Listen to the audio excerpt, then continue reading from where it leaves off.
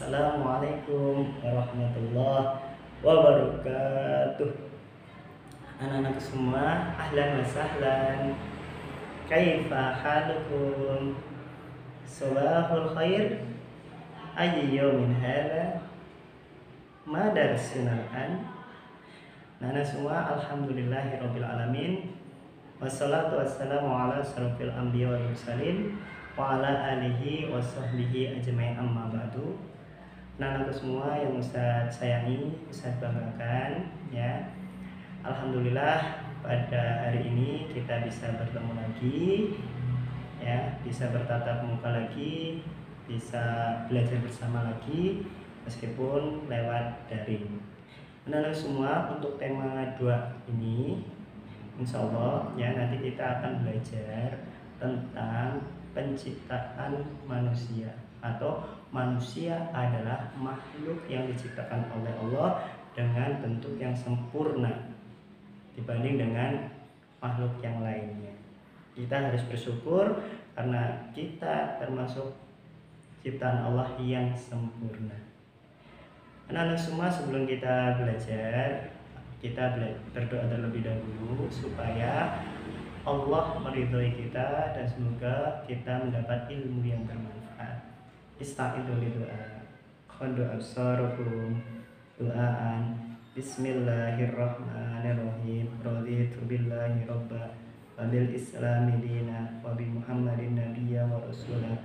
Rabbi zidni ilma warzuqni fahma. Amin.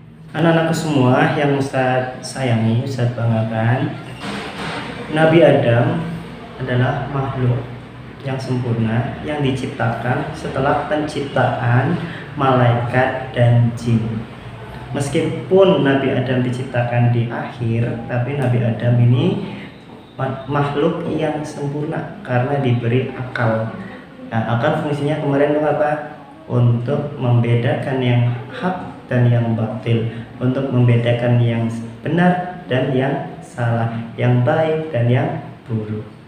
Sehingga kenapa manusia sempurna? Karena di samping diberi akal juga diberi hati atau nafsu.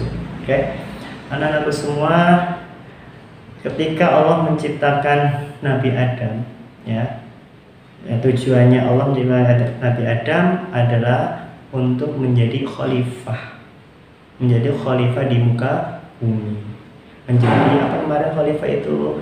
Khalifah artinya penguasa atau pemelihara ya, pemelihara bumi. Jadi Nabi Adam diciptakan oleh Allah tujuannya itu menjadi khalifah. Karena tapi malaikat bertanya, wahai Allah, kenapa Engkau menciptakan manusia untuk mengurusi bumi ini, padahal aku para malaikat adalah makhluk yang selalu bertasbih padamu. Allah menjawab, aku lebih tahu apa yang tidak engkau ketahui. Jadi Allah itu lebih mengetahui apa yang para makhluknya tidak diketahui, sehingga membuktikan bahwa Allah itu lebih tahu apa yang tidak diketahui oleh para makhluknya. Allah memberi ilmu kepada Nabi Adam ya. Nabi Adam diajarkan tentang nama-nama benda, baik benda hidup maupun benda mati. Setelah diajarkan, Nabi Adam sudah tahu. Kemudian Allah Subhanahu wa taala mengumpulkan makhluknya, malaikat, jin, manusia, dikumpulkan, kemudian ditanya. Malaikat terlebih dahulu ditanya, wahai malaikat, ini namanya benda apa? Ini namanya benda apa? Ini apa? Malaikat tidak bisa menjawab. Malaikat hanya menyampaikan, wahai Tuhanku, aku tidak akan bisa menjawab karena aku belum diajarkan olehmu ya, belum diberitahu apa nama benda ini dan sebagainya. Kemudian jin juga sama, iblis juga sama, ditanya tidak bisa menjawab. Yang hanya bisa menjawab adalah Nabi Adam alaihi salam. Karena apa?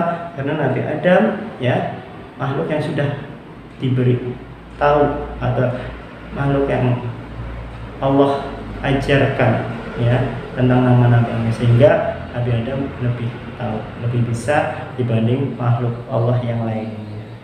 Untuk menghormati Nabi Adam, Allah SWT memerintahkan malaikat dan jin untuk bersujud kepada Nabi Adam. Malaikat taat, malaikat mau ya apa yang diperintahkan oleh Allah SWT, yaitu bersujud kepada Nabi Adam alaihissalam. Tetapi ada satu makhluk yang tidak mau taat terhadap perintah Allah, yaitu iblis atau jin.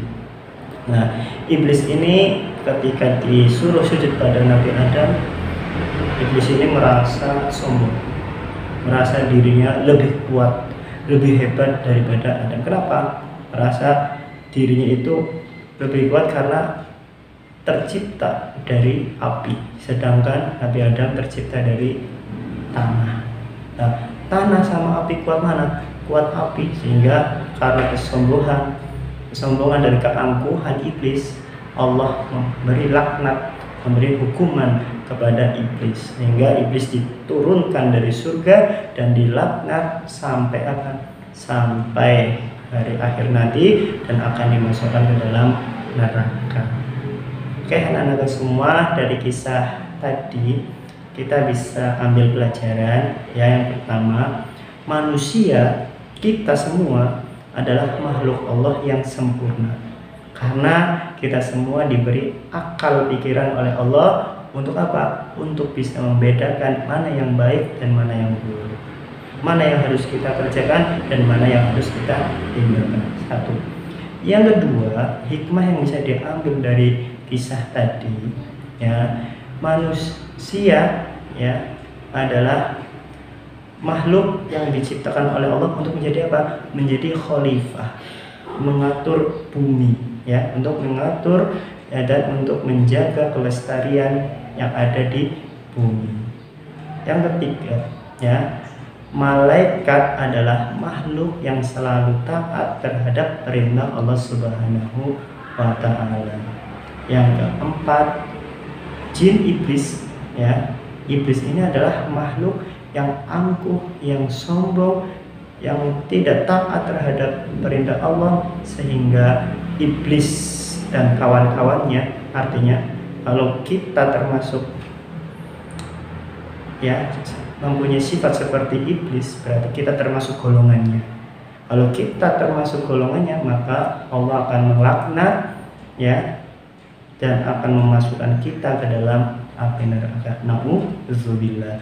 Oleh karena itu, anak-anak semua, kita harus benar-benar melaksanakan perintah Allah Subhanahu wa Ta'ala. Apabila ada bisikan-bisikan setan yang mengganggu kita, kita jangan dihiraukan ya. Kita harus benar-benar fokus melaksanakan perintah Allah. Kita harus benar-benar ikhlas karena Allah Ta'ala ya.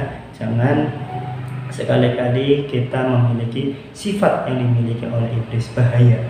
Nanti bisa-bisa kita termasuk golongan iblis dan termasuk orang-orang yang mendapat siksaan atau laknat dari Allah Subhanahu wa Ta'ala. Anak-anak semua, untuk pertemuan ini kita cukupkan ya. Kita bersambung dulu, nanti insyaallah pertemuan selanjutnya kita akan membahas tentang makhluk gaib dan makhluk yang nyata. Anak-anakku semua, kita akhiri dengan membaca hamdalah dan doa kafaratul majlis. Ista'idu li doa qad amsarukum du'aan. Alhamdulillahi rabbil alamin. Subhanakallahumma bihamdik asyhadu an la ilaha illa anta astaghfiruka wa atubu ilaik. Ya, Ustaz akhiri, kurang lebihnya mohon maaf. Selamat belajar ya, jaga kesehatan, mudah-mudahan kalian semua termasuk orang-orang yang beruntung. Ustaz akhiri, wassalamualaikum warahmatullahi wabarakatuh.